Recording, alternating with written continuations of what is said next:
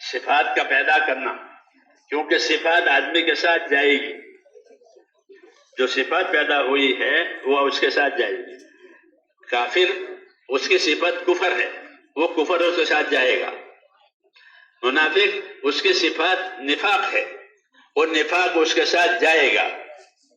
صفت جاتی ہے ساتھ، جی ہاں، یہ کرتے کرتے وہ چیز اس کی صفت بن گئی تو وہ اس کے ساتھ جائے گی۔ ایمان کہ ایمان پر قائم رہتے رہتے ایمان اس کی صفت بن گئی کہ ایمان اس کے ساتھ جائے گا۔ پھر ایمان کی وجہ سے جتنی صفتیں پیدا ہوئی، ایمانی صفتیں، اخلاص پیدا ہوا، شکر پیدا ہوا، صبر پیدا ہوا، اللہ کے ذکر پر اطمینان پیدا ہوا، کہ یہ صفتیں اس کے ساتھ جائیں گی۔ عمل ختم ہو جاتا ہے۔ اذا مات ابن آدم انقطع عنہ عملہ، کہ جب آدم کا بیٹا مر گیا تو عمل ختم۔ پہلے نماز پڑھتا تھا، موت کے بعد اب نماز نہیں، صدقہ کرتا تھا وہ اب نہیں ہو، عمل ختم، عمل کا دروازہ بند ہو گیا۔ عمل سے جو چیزیں پیدا ہوئی ہیں، جو صفتیں پیدا ہوئی ہیں، کہ وہ اس کے ساتھ جائے گی۔ ہاں، اس لیے کہتے ہیں کہ اپنے عمل پر یکسوئی کے ساتھ اپنے آپ کو اتنا چلاؤ کہ وہ اس کی صفت بن جائے۔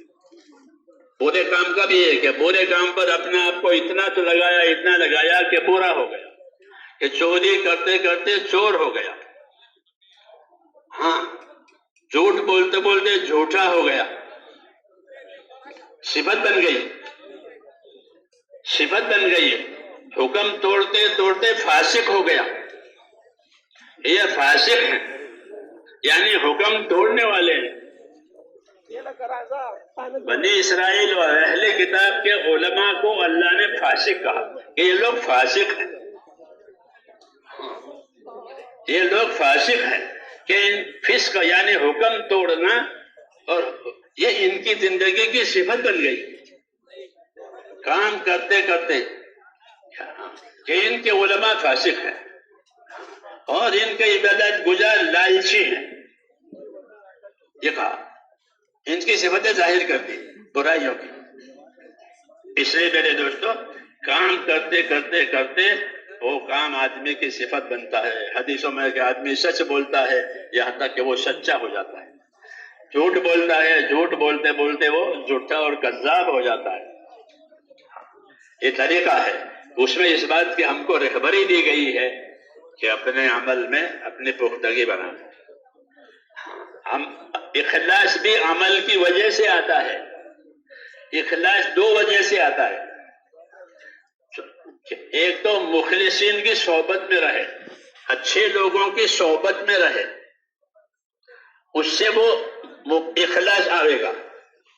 دوسرا، اپنے عمل پر لگا رہے، جب اپنے عمل پر لگا رہے گا تو بھی اخلاص آئے گا۔ حضرت رحمت اللہ علیہ فرماتے تھے، لگے رہو اخلاص بھی آتا رہے گا۔ پہلے دن اخلاص ہوتا نہیں ہے، پہلے دن اخلاص نہیں ہوتا، پہلے دن تو آدمی ماحول کی وجہ سے کرتا ہے، پھر عادت کی وجہ سے کرتا ہے، پھر اخلاص آتا ہے۔ جیسے پھل پہلے پھول کی شکل میں ہوتا ہے، پھر چھوٹا سا آم چھوٹا، پھر بڑھتا ہے وہ بڑا ہو جاتا ہے، ہرا ہوتا ہے، پھر اس کا رنگ بدلتا ہے، پھر اس کا مزہ بدلتا ہے، پھر اس کی خوشبو بدلتی ہو گیا۔ یہ کب ہوتا ہے؟ جب وہ لگا رہے، اپنی جگہ پر وہ لگا رہے، تو اس میں یہ تبدیلیاں آتی ہیں دھیرے دھیرے دھیرے دھیرے، کہ پہلے چھوٹا تھا، پھر بڑا ہو گیا، ہرا تھا، پھر پیلا ہو گیا، پھر اس میں مٹھاس پیدا ہو گیا، اس کی خوشبو آتی ہے، لوگ سونگ سونگ کر کے لیتے ہیں کہ اس کے اندر یہ صفتیں پیدا ہو گئی اس کے لگے رہنے سے۔ تو حضرت رحمت اللہ علیہ فرماتے تھے کہ کام میں لگے رہو، پھر کیا ہوگا کہ جو کام کی جو صفتیں ہیں وہ آتی رہے گی۔ جیسے پھل کی صفت کیا ہے کہ خوشبودار ہو، ذائقے دار ہو، اچھی سائز ہو، یہ پھل کے لیے، جی ہاں، ایسے ہی کہ کام میں لگے رہو، پھر اللہ تعالیٰ تمہیں اس لائق بنائے گا۔ جیسے کوئی اچھی کوالٹی ہوتی ہے تو اس کو باہر بیچتے ہیں. کاروبار کی بات ہے یہ کہ کوئی کوالٹی باہر جانی ہے تو وہ کوالٹی کیسی ہوتی ہے؟ وہ اچھی ہوتی ہے، اچھی نوعیت کی، کہ یہ باہر جانے والی قسم ہے. یہ شکر باہر جائے گی، یہ شکر یہاں رہے گی لوکل. تو لوکل الگ ہے اور باہر جانے والی الگ ہے. یہ کیوں کہ باہر جانے والی میں کوئی صفت الگ ہے. ہاں ایسے ہی میرے دوستو دین کے کام میں بھی ہے کہ آدمی کام کرتے کرتے کرتے اس کے اندر وہ مطلوب صفت پیدا ہو جاتی ہے جو اللہ چاہتے ہیں، کہ اس کا تعلق اللہ تعالیٰ سے ہو جاتا ہے. کیونکہ اخلاص بھی عمل کی وجہ سے آئے گا. اگر عمل کے ساتھ اچھی صحبت ملی، اچھا ماحول ملا تو نور علی نور. اس لیے کہتے ہیں کہ جماعتوں کے ساتھ رہو. حضرت مولانا اجازت صاحب فرماتے تھے کہ اللہ تعالیٰ نے حکم دیا ہے کہ یا ایھا الذین آمنوا اتقوا اللہ وکونوا مع الصادقین.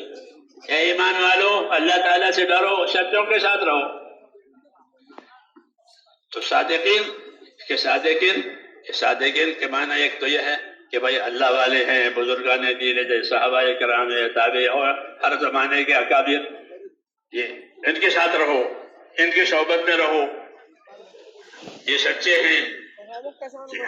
صحابہ کو سچا کہا ہے اللہ تعالیٰ نے کہ یہ سچے ہیں. صحابہ کو سچا کہا، پہلے مہاجرین کو سچا کہا. الذین اخرجوا من دیارہم، سورہ حشر کی آیت میں مہاجرین کو سچا کہا کہ یہ لوگ سچے ہیں. پھر اللہ کے لیے جان مال لگانے والوں کو سچا کہا. یہ دونوں صفتیں صحابہ میں پائی جاتی تھی. انما المؤمنون الذين آمنوا بالله ورسوله ثم لم يرتابوا وجاهدوا باموالهم وانفسهم في سبيل الله اولئك هم الصادقون. جان مال لگائی، اللہ پر یقین کر گئے، آخرت پر یقین کر گئے، جان مال لگائی اور کوئی تردد نہیں ہوا، کوئی ہچکچاہٹ نہیں ہوئی کہ یہ سچے ہیں. تو صحابہ کو سچا بتایا، مہاجرین کو سچا بتایا. صحابہ کو بالعموم، مہاجرین کو بالخصوص، ان کو سچا بتایا. اور سچا بتا کر آنے والی ساری امت سے یہ کہا کہ ان کے ساتھ رہو، ان کے طریقے پر رہو، ان کی ترتیب پر رہو. کونوا مع الصادقین، سچوں کے ساتھ رہو. تو سچے اخلاص والے ہوتے ہیں، استقامت والے ہوتے ہیں، یکسوئی والے ہوتے ہیں کہ ان کے ساتھ رہو گے تو تمہیں یہ خیر ملے گی. اب وہ حضرات رہے نہیں. مولانا اللہ صاحب فرماتے تھے کہ ہماری جماعتوں میں اللہ کے بندے اللہ کے کام کے لیے نکلتے ہیں، اپنا کھاتے ہیں، اپنا خرچہ کرتے ہیں، کسی سے مانگتے نہیں ہیں، کسی سے کوئی توقع نہیں، کوئی غرض نہیں. اللہ کا کام کرنا ہے، اپنا خرچہ اپنا مال خرچ کرنا ہے، اپنے آپ کو تابع بنانا ہے، عمل کے تابع، مشورے کے تابع، ترتیب کے تابع، سب چیزوں کی تابعداری کرتے ہیں. جماعت کے ساتھی سب چیزوں کی تابعداری کرتے ہیں. اصولی بات. تو فرماتے تھے کہ یہ بھی سچے ہیں. اولئک هم الصادقون، کہ یہ بھی سچے ہیں، کچے نہیں ہیں. ہاں یہ الگ بات ہے کہ اس درجے کے نہیں ہیں. تو درجات میں تو فرق ہوتا ہی ہے. باپ کا درجہ ہے، سزا کا درجہ ہے، دونوں بھائی ہیں لیکن فرق ہے. جی ہاں، ایسے ہی درجات میں فرق رہے گا کہ ان کی سچائی کا درجہ اعلیٰ ہے. ابوبکر صدیق سب زیادہ سچا ہوا. ایسے ہی کہ فرمایا کہ یہ بھی سچے، یہ بھی سچے ہیں. ہاں ان کے ساتھ رہو، ان کی ترتیب پر رہو، ان کے عمل پر رہو، ان کے اصولوں پر رہو، تو ہم پھر کہ تمہارے اندر بھی سچائی آئے گی، یعنی اخلاص آئے گا. اخلاص کا ہونا ضروری ہے کہ اخلاص کے بغیر کوئی عمل قبول نہیں ہوتا. جب کوئی دوسری غرض ہوتی ہے تو اس کا کوئی انجام نہیں. حدیثوں میں آتا ہے کہ ایک آدمی نے اللہ کے راستے میں میدان میں بہت کام کیا، بہت دشمنوں کو مارا. لوگوں نے حضور صلی اللہ علیہ وسلم سے اس کی کارگزاری سنائی. یا رسول اللہ فلاں آدمی نے بہت کام کیا، اس نے تو بڑی جان کمائی. آپ نے فرمایا کہ وہ تو دوزخی ہے، کہ وہ تو دوزخی ہے.